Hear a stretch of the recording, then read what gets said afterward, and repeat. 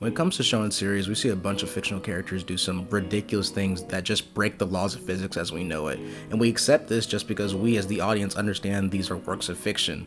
We've seen the Naruto and Borutoverse have light speed scaling, Bleach, Dragon Ball, even Black Clover, the list goes on. But funnily enough, for whatever reason, when it comes to One Piece, I've seen so many say there's no way these characters can be moving at light speed because it's too unrealistic for these pirates and such to be moving that fast. I guess the source of contention is that fictional pirates are unable to achieve these speeds, but we can have ninjas and humans who fight aliens and androids be okay. My intent of this video isn't really to poke and tease other verses in favor to One Piece, more so just to show that within the canon story, these characters are moving well beyond the speed of light, and there's a bunch of evidence that support that. All I ask is to keep an open mind and remember that several other shonen series do the exact same thing all the time. The video will be broken up into 3 pieces: pre-timeskip speed, return to Sabaody to Wano speed, and Egghead all the way to the final arc of the story. And there will be time codes for each section, so you can skip if you already understand One Piece as a whole. Subscribe if you like what you see, and comment your thoughts or suggestions for other topics down below. And with that being said, let's get right into it. Okay, we're just going to do a quick rundown of speed feats that have happened in the pre-time skip just to get a clear picture moving forward. Both Sanji and Zoro have dodged bullets at point blank range. Luffy has straight up reacted to Enel's lightning and even deflected a bolt of lightning aimed at him and Nami during Skypiea. For those unaware, Luffy does not have access to his gears that boost his stats at this point in time. Nami, who's never been close to relevant fighters in terms of physical combat, has a fighting style post Skypiea that literally revolves around her using weather-based attacks, such as lightning bolts. All of this scales below base and gear 2 Luffy within the same arc, given the hierarchy of CP9. Again, this is pre-time skip, and being a lightning timer is well within the weight class of all the main fighters of the verse. Going into Thriller Bark and Sabaody is when we get introduced to light speed scaling because of Kuma, the Pacifistas, and Kizaru. Kuma's paw cannons are literally stated to be reflected at light speed, and Zoro straight up dodges it. Some try to call this an outlier despite Kuma shooting a light beam at Zoro later in the fight. In Sabaody, we're told the lasers that Kuma and the Pacifistas can produce are based off of Kizaru's lasers. Kizaru himself is a man made of light, and he is capable of moving at the speed of light. Some might downplay it and say that it's not actually light but just mimics it. This is untrue given that the character Vegapunk has literally found a way to reproduce the abilities of several Devil Fruit powers perfectly. His only error when it comes to replication has been not getting the color of Kaido's dragon fruit correct with Momonosuke's fruit, because Kaido is a blue dragon and Momonosuke is a pink dragon. But as far as the abilities were concerned, Momonosuke has access to all the powers Kaido's fruit has. Furthermore, Kizaru and Vegapunk have been friends for decades. Vegapunk has a deep understanding of Kizaru's powers and has produced several items and tech that involve light. Despite this and the literal panels of Zoro and Luffy barely dodging the lasers for argument's sake, let's go ahead and say that they're not actually moving at these speeds. Once we get to the New World, it literally won't matter anymore. As shown earlier, the lasers shot by Kuma and the Pacifista are literal light. After 2 years of training to master the basics of Haki, Luffy faces a Pacifista once again, only this time he effortlessly dodges the laser shot at him and calls it too slow. At this point, it can't be refuted that Luffy is literally reacting and moving faster than light. It's just a fact at this point.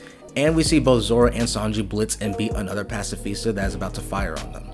If we use Return to Sabaody Luffy as a base, this shows that practically almost every warlord, every commander, admiral, Yonko, and legend dead and alive are all moving significantly faster than light because this version of base Luffy doesn't even remotely scale to any of them.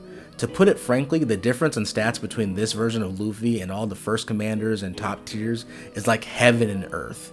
To help visualize this is like comparing Naruto at the start of Shippuden returning to the Leaf Village to his KCM variant, or Goku in the Saiyan Saga to him as a Super Saiyan on planet Namek.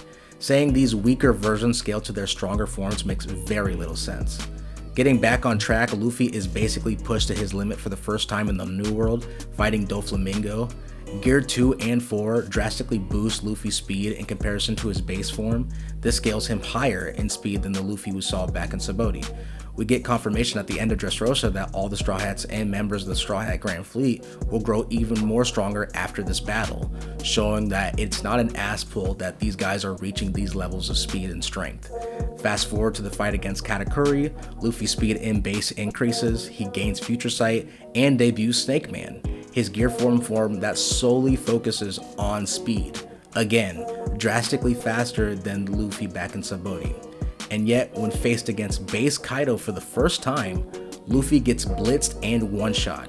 This automatically shows that the top tiers are moving well beyond light and gets reinforced again in chapter 1001 when a stronger version of base Luffy, after training for the rematch, is put in the same scenario, only this time he literally uses Future Sight to see the attack coming and still gets tagged by Kaido's Thunder Bagua attack.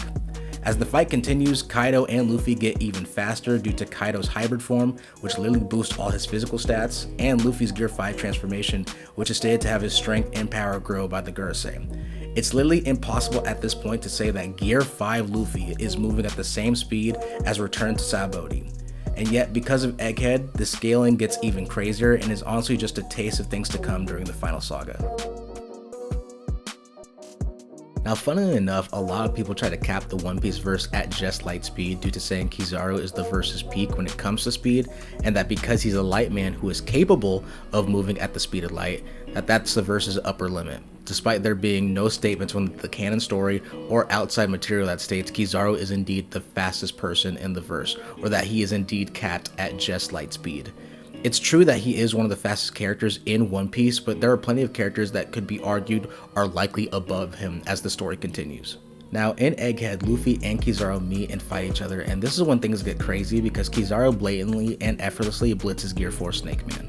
What makes this moment significant is that it literally debunks the One Piece verse being capped at just light speed, because you would have to say that this significantly weaker version of Luffy in Sabaody is moving at the same speed as his significantly faster base and Snake Man forms. Furthermore, you have to argue that Kizaru is moving at the same speed as the Pacifista in Sabaody, which is impossible since this significantly weaker version of Luffy dodged their light with zero issues. This rips apart any argument saying Luffy dodging light is just an outlier. Kizaru and Snake Man Luffy are moving massively beyond the light shot by the Pacifista. In addition, Luffy in Gear 5 gets left in the dust by Kizaru in the middle of their battle, showing he's still somewhat slower than him. Again, we know for a fact Luffy's speed has grown in Gear 5 because he is actually relative to Kizaru and is able to clash with him, while in Gear 4 he basically couldn't do anything and is visibly struggling. This battle is important because we as the audience know that by the time we make it to the final battle, whether it be against Blackbeard or Emu, that Luffy is going to be several leagues stronger than he was during this moment. As powerful as Gear 5 Luffy is, it's still in imperfect form that can't be sustained indefinitely. There's no way to say Luffy is staying stagnant from this moment in Egghead to the final battle. With the battles he's facing later, he'd no doubt lose if he remains the same. And as a little bonus, Sanji, who himself is not even a top tier, currently in the story, straight up intercepts and kicks one of Kizaru's lasers. So this also helps the rest of the verse and shows that it's not just something Luffy can do as the main character. I hope I did a good job at giving a rundown of the speed scaling in One Piece, or at the very least made it more digestible enough for at least a few people to understand.